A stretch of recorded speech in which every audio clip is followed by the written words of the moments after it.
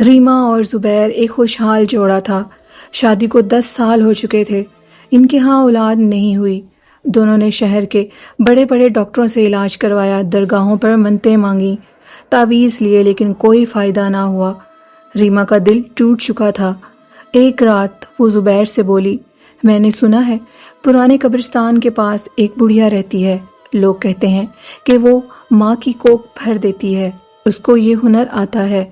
زبیر پہلے تو ہنسا، پھر ریما کی آنکھوں میں آنسو دیکھ کر مان گیا۔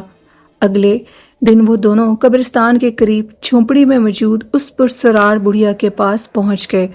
وہ ایک کمزور سفید بالوں والی عورت تھی جس کی آنکھوں میں ایک عجیب سی چمک تھی۔ وہ عورت ان کو دیکھ کر بولی، تمہیں اولاد چاہیے نا؟ مل جائے گی، مگر یاد رکھنا جو مانگا ہے اس کی قیمت تمہیں چکانی ہوگی۔ دونوں نے ایک ساتھ ہاں بولی، ہم ہر قیمت دینے کو تیار ہیں۔ بڑھیا نے ایک تعویذ دیا اور کہا، اسے گھر کے پچھواڑے میں دفن کرو اور اگلے چاند کی رات تک انتظار کرو۔ چند ہفتوں بعد ریما کو حمل ٹھہر گیا۔ دونوں خوشی سے پاگل ہو گئے۔ 9 مہینے بعد ایک خوبصورت مگر عجیب سا بچہ پیدا ہوا۔ اس کے ناخن بہت عجیب اور غیر معمولی لمبے تھے، آنکھیں سرخ اور اس کا چہرہ بہت خوفناک سا لگتا تھا۔ ان کو یہ ساری باتیں اس لیے ایسی لگیں کہ شاید یہ بچہ تعویذ لینے سے پیدا ہوا ہے، شاید یہ وقت کے ساتھ ساتھ ٹھیک ہو جائے گا۔ پہلے تو انہوں نے اس چیز کو نظر انداز کیا۔ جیسے جیسے وہ بچہ بڑا ہوتا گیا، گھر میں عجیب و غریب واقعات ہونے لگے۔ کبھی خود بخود گھر کے برتن گر جاتے، دیواروں پر خراشیں آتی اور آدھی رات کو بچہ زور زور سے ہنستا۔ ایک رات زبیر نے دیکھا ان کا بیٹا انہی کی بلی کو چاقو سے کاٹ رہا تھا۔ جب وہ چیخا تو بچہ پلٹ کر بولا، تم نے مجھے مانگا تھا، اب میں تمہارا ہوں ہمیشہ کے لیے۔ اس رات ہی ریما کی موت ہو گئی۔ اس کا چہرہ خوف سے اکڑا ہوا تھا، جیسے اس نے کچھ بھیانک چیز دیکھی ہو۔ زبیر پاگل ہو چکا تھا اور وہ بچہ اسی گھر کے اندر موجود تھا۔ وہ انسان نہیں تھا، وہ کسی اور دنیا کی مخلوق تھی۔ آج بھی لوگ اس بچے کو جب یاد کرتے ہیں تو ان کے رونگٹے کھڑے ہو جاتے ہیں۔ خیر، ریما کی تو موت ہو چکی تھی۔ ریما کی موت کے بعد زبیر بالکل ٹوٹ چکا ہے، اس لیے اس نے ریما کی لاش کو قبرستان کے قریب ہی دفن کیا، اسی جگہ جہاں ریما نے تعویذ دفن کیے تھے۔ دفناتے وقت اس نے محسوس کیا کہ مٹی کے نیچے کچھ اور بھی ہے۔ جب اس نے اسے کھودا تو تعویذ کے ساتھ ایک کالا سا گوشت نما مادہ نکلا، جیسے کسی جانور کا بچہ ہو، لیکن وہ حرکت کر رہا تھا۔ زبیر خوف زدہ ہو کر پیچھے ہٹا، مگر اس کی آنکھیں اب حقیقت کو پہچان چکی تھیں۔ یہ بچہ انسان کا نہیں تھا، یہ ایک سودا تھا شیطان کے ساتھ۔ زبیر دکھ سے چور تھا اور اپنے گھر پہنچا تو وہی بچہ ایک عجیب و غریب چہرے میں زبیر کو اسی کے گھر میں خوش آمدید کہہ رہا تھا۔ اسی رات زبیر نے بائی چانس اپنے بیڈ کے نیچے دیکھا تو اس کو ایک کاغذ ملا۔ اس پر ریما کی لکھائی میں ایک جملہ لکھا تھا، وہ بچہ ہمارا نہیں ہے، کسی اور کا ہے۔ میں نے اسے سوتے ہوئے دیکھا، وہ انسان نہیں ہے۔ زبیر نے فیصلہ کیا کہ وہ اس بچے سے ضرور نجات پائے گا، چاہے جو مرضی ہو جائے۔ زبیر کا کہنا تھا کہ ان کے گھر اولاد نہ ہونے کی سب سے بڑی وجہ ان کے حاسدین رشتہ دار تھے، جنہوں نے زبیر اور ریما کی محبت کی شادی پر کالا جادو کروا دیا تھا۔ زبیر چونکہ ریما سے محبت کرتا تھا اور اس کی پھپھو زبیر کا رشتہ اپنی بیٹی کے لیے لینا چاہتی تھی، جو کہ زبیر نہیں کرنا چاہتا تھا۔ اسی وجہ سے پھپھو نے اس کے اوپر ایسا کالا جادو کروایا جس کی وجہ سے اس کے گھر اولاد نہیں ہو رہی تھی۔ وہ در در کے دھکے کھا رہا تھا، اس کی کوئی منت، کوئی مراد پوری نہیں ہو رہی تھی۔ شاید اسے کچھ انتظار کرنا تھا جو کہ وہ اور ریما نہ کر سکے، جس کے بدلے میں ان کو اتنی بڑی قیمت چکانی پڑی۔ وہ شیطان کے سودے تک پہنچ گئے۔ ہاں، اولاد کا نہ ہونا ایک غم ہے، لیکن اتنا بڑا سودا کرنے سے پہلے ریما اور زبیر کو سوچنا چاہیے تھا، اور اس کی پھپھو جس نے وہ کالا جادو زبیر اور ریما کے اوپر کروایا کہ وہ ہمیشہ بے اولاد رہیں، حسد میں آ کر اپنے ہی رشتہ دار بہت سے کالے جادو آپ پر کروا دیتے ہیں۔ میرے خیال سے غیروں سے زیادہ اپنے ہی حاسدین ہوتے ہیں۔ زبیر جب ان پرانی باتوں کو یاد کر رہا تھا تو وہ زار و قطار رو رہا تھا۔ تقریباً بچے کی عمر 7 سال ہو چکی تھی، ابھی تک وہ اس بچے سے نجات حاصل نہیں کر سکا تھا۔ بچے کے متعلق عجیب بات یہ تھی، نہ تو وہ بڑھتا تھا نہ ہی بیمار ہوتا تھا، اس کی آنکھوں میں کوئی روشنی نہ تھی، بلکہ جیسے ہر وقت اس کے اندر کچھ عجیب سا دکھ رہا ہو۔ ایک دن زبیر شیشے کے آگے کھڑا تھا اور جیسے ہی اس نے شیشے میں سے دیکھا تو اس کا وہ بچہ پیچھے سے تو دکھائی دے رہا تھا، لیکن شیشے میں اس کا کوئی عکس دکھائی نہیں دے رہا تھا۔ اب زبیر کو یقین ہو چکا تھا کہ وہ شیطان ہے، انسان نہیں۔ زبیر نے اپنی زندگی کے 7 سال اس شیطان کے ساتھ گزارے، لیکن اب زبیر نے یہ فیصلہ کر لیا تھا کہ وہ اس بچے سے نجات پائے گا، چاہے کچھ بھی ہو، چاہے اس کی قیمت زبیر کے مطابق اس کی جان ہی کیوں نہ ہو۔ بچہ اب 7 سال کا تھا، مگر عجیب بات تھی کہ بچہ ایک جگہ رکا ہوا تھا۔ اس بچے کی آنکھیں انتہائی بے رونق تھیں۔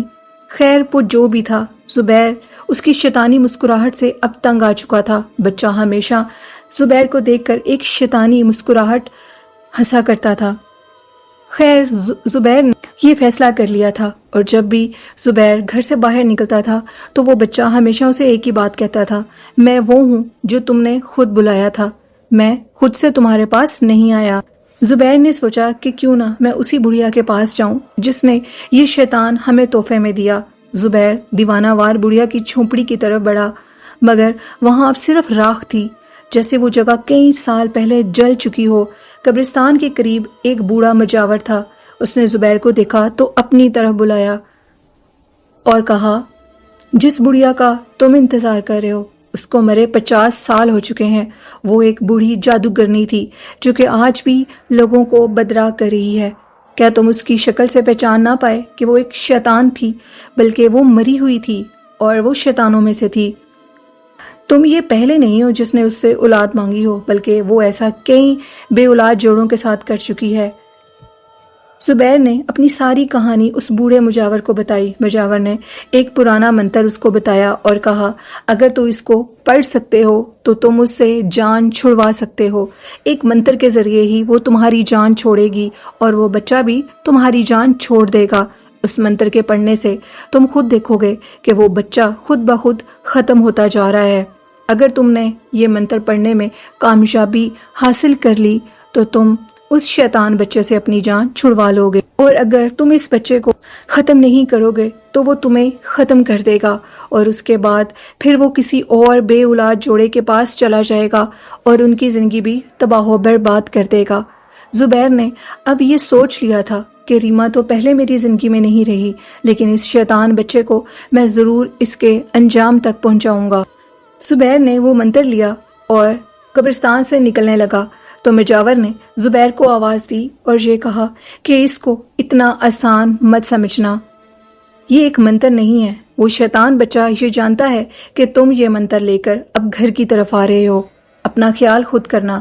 بابا کے پاس ایک تعویذ تھا جو بابا نے زبیر کو دے دیا۔ زبیر نے وہ تعویذ اپنے گلے میں ڈالا اور اپنے گھر کی طرف چل پڑا۔ زبیر اللہ کا نام لے رہا تھا دل میں اور آیت الکرسی پڑھ رہا تھا، کیونکہ وہ شیطان تھا اور اس کو شیطانی طریقے سے ہی ختم کرنا تھا۔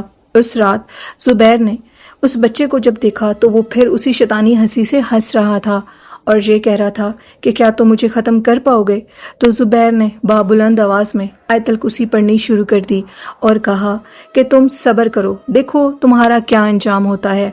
زبیر نے اپنے کمرے کا دروازہ اندر سے بند کر لیا اور اب یہ سوچا کہ میرا انجام جو بھی ہو، لیکن میں اپنے بعد کسی کا بھی انجام ریما اور اپنے جیسا نہیں ہونے دوں گا۔ میں اس شیطان بچے کا یہیں پر اختتام کر دوں گا۔ اب جیسے ہی زبیر نے بلند آواز میں آیت الکرسی پڑھی اور آیت الکرسی کے بعد اس نے وہ منتر دہرانا شروع کر دیا جس کا ذکر اس مجاور نے کیا تھا۔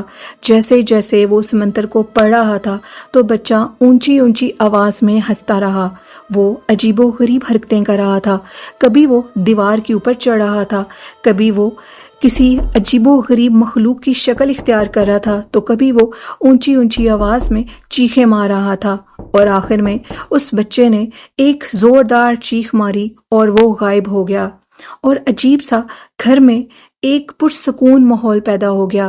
جب وہ غائب ہوا تو کمرے میں بہت زیادہ دھواں ہونے لگا، لیکن جیسے ہی وہ مکمل طور پر دھواں ہٹا تو گھر میں ایک خوشبو پھیل گئی، اور اس کے ساتھ ہی اس شیطان بچے کا اختتام ہو گیا۔ زبیر کہتے ہیں کہ اس کے بعد میں نے یہ سوچا کہ کیوں نہ میں اس مجاور کے پاس جاؤں اور اس کا شکریہ ادا کروں۔ میں سجدے میں گر پڑا اور اپنے رب کا بھی شکریہ ادا کیا کہ اللہ نے مجھے اس بڑی آفت سے بچا لیا، لیکن کہیں نہ کہیں میرے دل میں بہت تکلیف تھی کہ میں ریما کو کھو چکا تھا، اور میں یہ سوچ چکا تھا کہ اب میں زندگی بھر شادی نہیں کروں گا۔ خیر میں نے فجر کی نماز پڑھی اور قبرستان کے راستے ہو لیا۔ جیسے ہی میں قبرستان کے راستے گیا اور اس مجاور کی جگہ پر پہنچا تو مجھے پیچھے سے ایک آواز آئی، اور میں نے پیچھے سے پلٹ کے دیکھا تو ایک سایہ تھا جو کہ بالکل وائٹ کلر کا تھا۔ مجھے آواز آئی کہ میں نے تمہارا کام کر دیا ہے، اور میں یہ چاہتا تھا کہ تم اور تمہارے جیسے کئی بے اولاد جوڑے کبھی بھی اس شیطان بڑھیا کی طرف اپنا رخ مت کریں۔ اب وہ بڑھیا اور وہ شیطان کا بچہ کبھی بھی کسی بے اولاد جوڑے کو تنگ نہیں کرے گا۔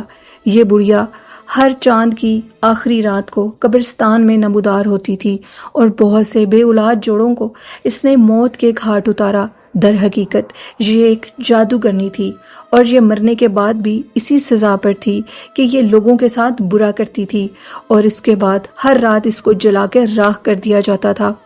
جیسے ہی تم نے اس شیطان کے بچے کو جلایا تو اس کے ساتھ مکمل طور پر بڑھیا بھی جل کے راکھ ہو چکی تھی۔ اس شیطان کے بچے کی حقیقت یہ تھی کہ وہ بڑھیا کا ہی ایک چیلا تھا جو کہ شیطان تھا، اور بڑھیا کے کہنے پر سب کی زندگی خراب کرتا تھا۔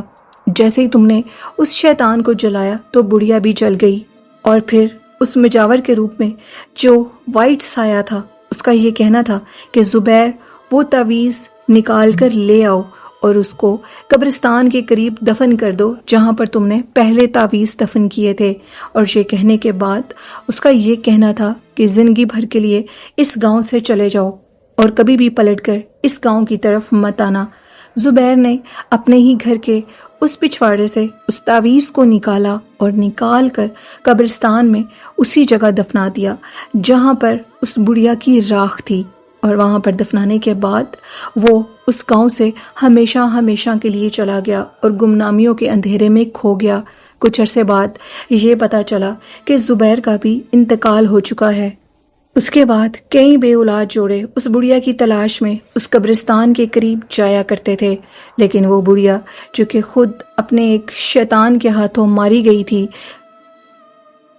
کیونکہ جب زبیر نے اس تعویذ کو بڑھیا کی راکھ کی جگہ پر دفنایا تو وہ شیطان جو چیخے مار کر زبیر کے گھر سے بھاگا تھا وہ اس ٹائم بڑھیا کی جگہ پر حاضر ہو چکا تھا، اور اس نے اپنی اس شیطان بڑھیا کو بھی جلا کر راکھ کر دیا اور خود بھی مر گیا، اور اسی کے ساتھ اس شیطان جادوگرنی بڑھیا کا اختتام ہو گیا۔ اور پھر زبیر جو کہ پہلے ہی انتقال کر چکا تھا ساری زندگی اپنے دل میں اولاد کی کسک لیے ریما اور زبیر اپنی کہانی کا اختتام کر چکے تھے، لیکن اس کے ساتھ وہ ایک سبق بھی دے کر گئے تھے کہ کبھی بھی شارٹ کٹ راستہ مت اپنائیں، اللہ کی امید کا انتظار کریں، اللہ کے گھر دیر ہے اندھیر نہیں، وہ ضرور اپنے بندوں کی مدد کرتا ہے بشرطے ان کی جو اللہ کی راہ پر ڈٹے رہتے ہیں، نہ کہ شیطانی راستہ اپناتے ہیں۔